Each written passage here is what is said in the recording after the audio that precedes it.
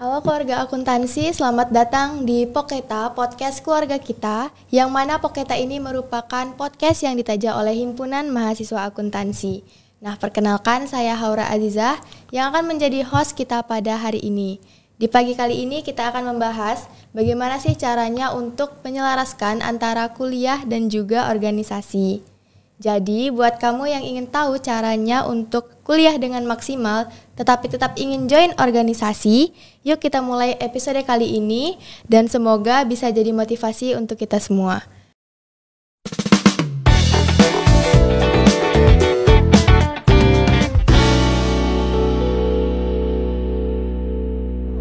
Hari ini kita kedatangan tamu yang sangat spesial yang sudah tidak asing lagi mungkin di kalangan mahasiswa, khususnya di kalangan akuntansi.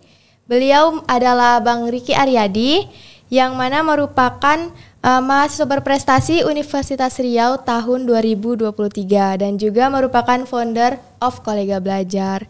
Halo Bang, selamat pagi. Halo semuanya. Terima kasih Bang sudah meluangkan waktu untuk dapat hadir di podcast kita hari ini. Gimana Bang kabarnya? Alhamdulillah. Sehat. Sehat Bang. Oke, nah di episode kali ini kita akan ngobrol banyak dengan Bang Ricky tentang cara menyelaraskan antara kuliah dan juga organisasi. Nah, semoga obrolan kita hari ini dapat memberi banyak inspirasi buat teman-teman kita semua. Nah, tadi kan sudah disinggung sedikit nih, kalau Bang Ricky ini merupakan mahasiswa berprestasi Universitas Riau tahun 2023. Nah, itu gimana sih Bang? Cara untuk menyelaraskan antara kuliah dengan organisasi supaya tetap aktif di organisasi dan juga aktif di akademik. Oke, sebenarnya sih simpelnya teman-teman semuanya, kalau kita kuliah kan memang tujuannya adalah untuk belajar ya. Tapi untuk meningkatkan skill kita tuh butuh yang namanya experience, baik dalam organisasi ataupun dalam akademik. Gimana cara saya menyelaraskan itu? Tentunya adalah ketika saya memiliki target.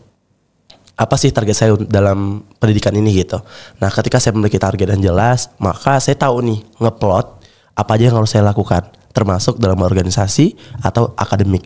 Dan jangan pernah memisahkan dua hal itu menjadi satu bagian yang terpisah. Misalnya nih, anak yang akademiknya bagus, itu ya berarti anak yang nggak bisa berorganisasi. Atau sebaliknya, anak yang berorganisasi itu akademiknya nggak bagus. Stigma-stigma seperti itu seharusnya dihilangkan sih.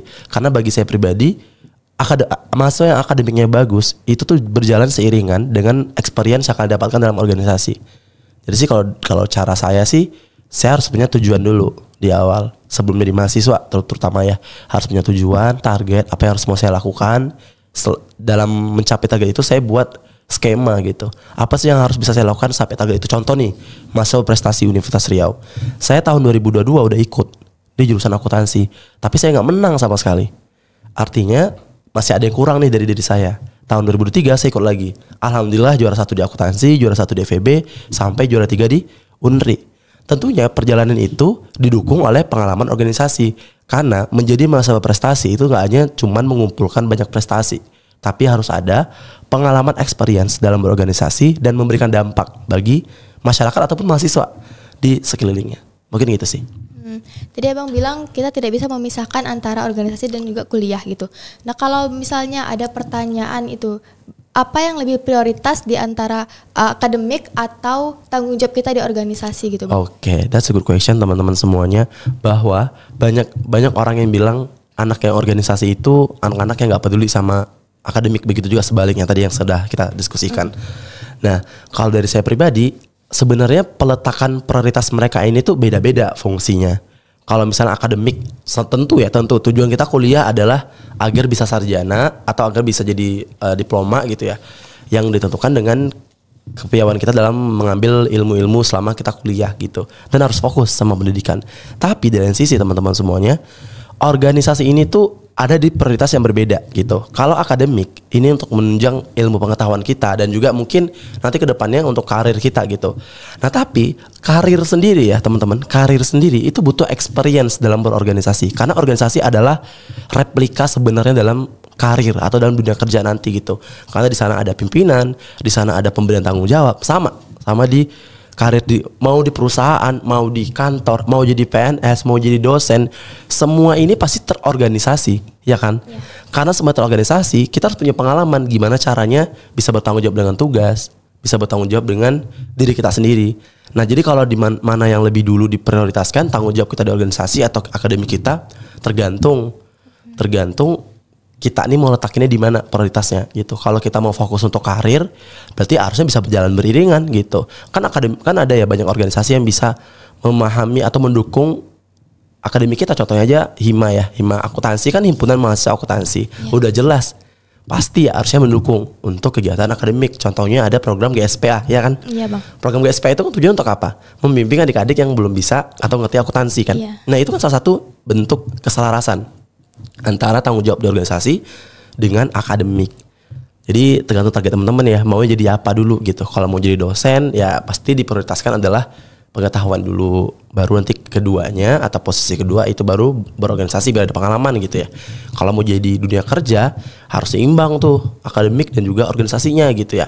Kalau mau jadi profesional atau politik atau lain sebagainya gitu ya, tentu organisasi harus diprioritaskan karena di organisasi itulah replika kita hidup gitu kan. Gimana caranya mengatur orang, gimana caranya mendapatkan tanggung jawab gitu. Nah, Bang, kalau misalnya nih kan kita kuliah aja itu udah pusing tuh dengan tugas-tugas. Ditambah kita ikut organisasi dan kita memikul tanggung jawab juga di organisasi gitu. Nah, dari Abang sendiri, Abang pribadi itu gimana Abang menghadapi tekanan dan juga stresnya di antara tugas kuliah yang menumpuk, tanggung jawab organisasi yang begitu berat, itu gimana Bang? Oke, pasti terkadang nanti ada clash ya. Ada antara tugas dengan tanggung jawab di organisasi, itu pasti terjadi untuk anak-anak yang ikut organisasi gitu. Nah, gimana caranya bisa menyelesaikan hal itu? Sebenarnya teman-teman, kadang mahasiswa ini yang ngebuat tanggung jawab dan tugas di kampus itu clash adalah ketika kalian tuh deadlineer dan nggak ngatur gitu jadwal kapan ngerjain tugas, jadwal kapan bermain organisasi. Jadi organisasi itu kan nggak 24 jam, ya kan? Nggak ada 24 jam. Adalah waktunya kalian untuk istirahat atau me time dengan diri kalian sendiri. Artinya sebenarnya ada waktu untuk teman-teman bisa ngerjain tugas. Tapi terkadang nantilah, tunggu dulu. Itu yang ngebantu tiba-tiba ketika tanggung jawab lagi jalan, tugasnya belum selesai. Nah, clash tuh nanti disalahin organisasinya. Gara-gara aku ikut ini nih, nggak bisa jadinya, nilainya aku rendah gini-gini. Padahal sebenarnya nggak ada hubungannya. Banyak loh bukti-bukti di mana anak organisasi juga berprestasi gitu kan. Gitu. Jadi sebenarnya nggak bukan jadi alasan sih untuk anak organisasi itu nggak buat tugas. Tapi kalaupun itu terjadi, gimana nih ngelola pressure-nya gitu? Sebenarnya adalah teman-teman kalau di organisasi kan lebih fleksibel. Di mahasiswa itu bisa namanya pendelegasian tugas. Kalau memang sama sekali nih teman-teman nggak bisa ngelakuin tanggung jawabnya, coba diberikan ke orang yang paling dipercaya untuk didelegasikan tugasnya. Jangan malah ngilang. Nah, yang ngilang-ngilang kayak gini nih yang bakal berdampak sama teman-teman yang lainnya gitu kan. Alasannya karena pendidikan atau karena akademik, kuliah, tugas nggak selesai.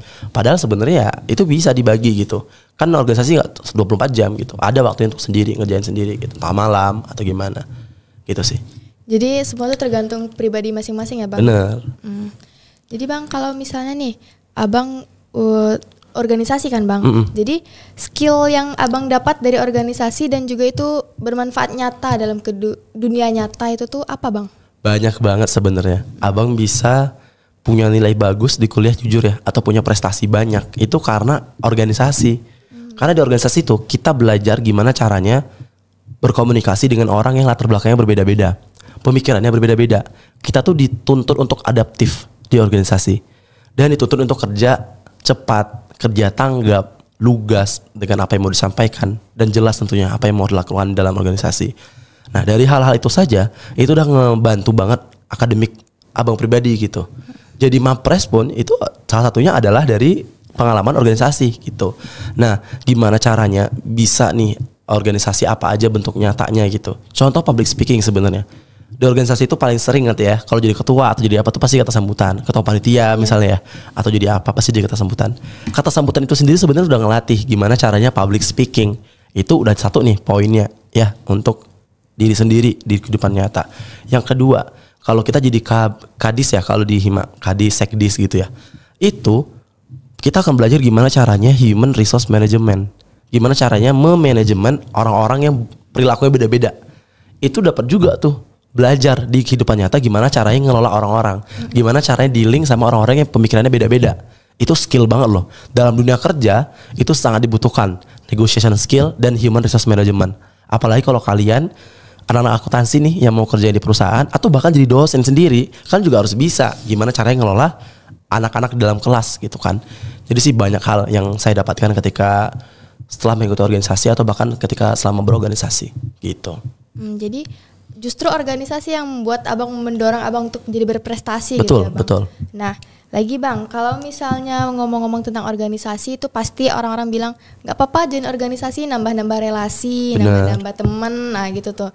Jadi abang ngaruh nggak di kehidupan abang gitu dengan join organisasi? Abang dapat relasi untuk kerja di sini, tawaran ini, tawaran itu gitu bang?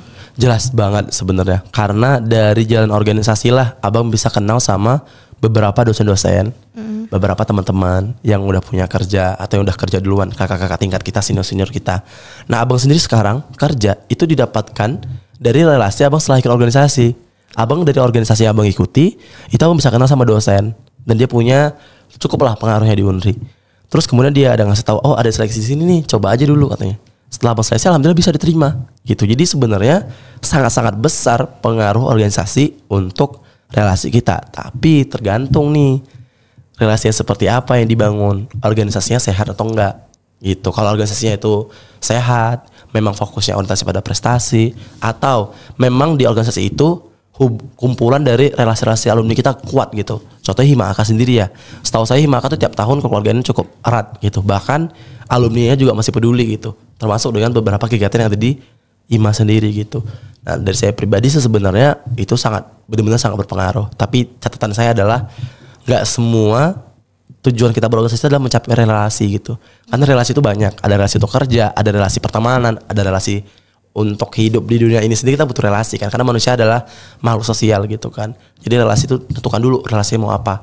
Kalau mau relasi dalam tanda kutip untuk dunia kerja, ya cari organisasi yang memang ada di situ tuh alumni-alumni yang udah kerja di perusahaan-perusahaan besar yang bisa ngasih info ke kita gitu.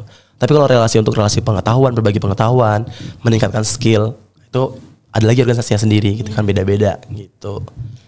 Nah, jadi gitu teman-teman, banyak nih manfaat dari berorganisasi. Jadi bukan karena kita join organisasi kuliah kita jadi lambat atau lulus kita jadi lambat. Jadi semua itu tergantung prioritas kita masing-masing, di mana kita mau memprioritaskan antara organisasi dan juga kuliah kita.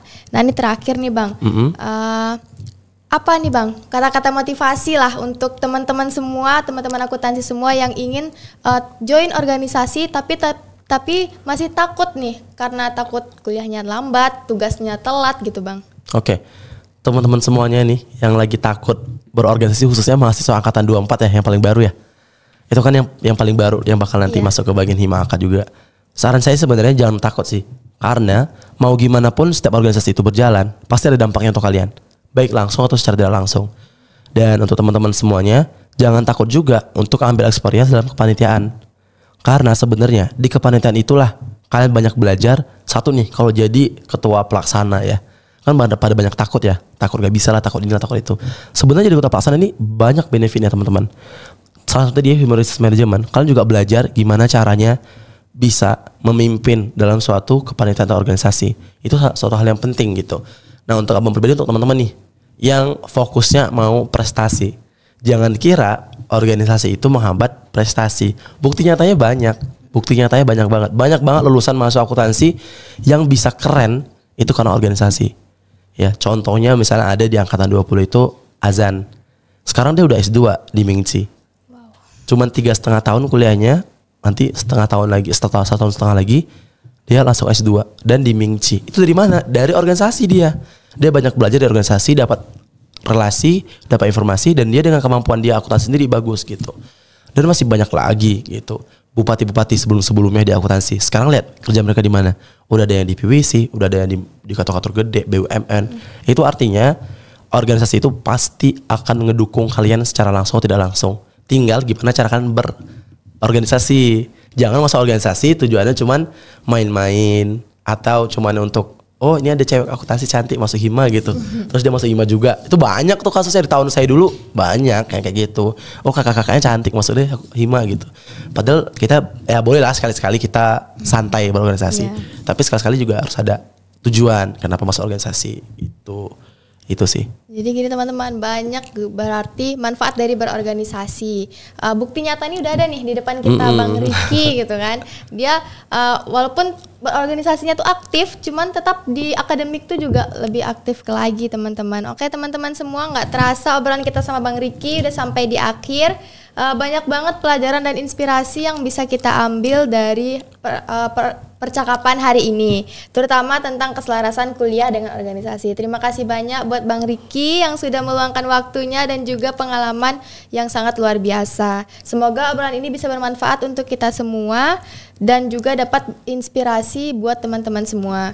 Jangan lupa untuk subscribe channel YouTube Hima AK dan juga follow Instagram AK_FEB Unri untuk mendapatkan informasi seputar perkuliahan lainnya. Feel free untuk komentar dan juga masukkan di kolom komen atau bisa DM di Instagram AK_FEB Unri. Sampai jumpa di episode berikutnya. Tetap semangat dan terus berproses. Hima AK, keluarga kita.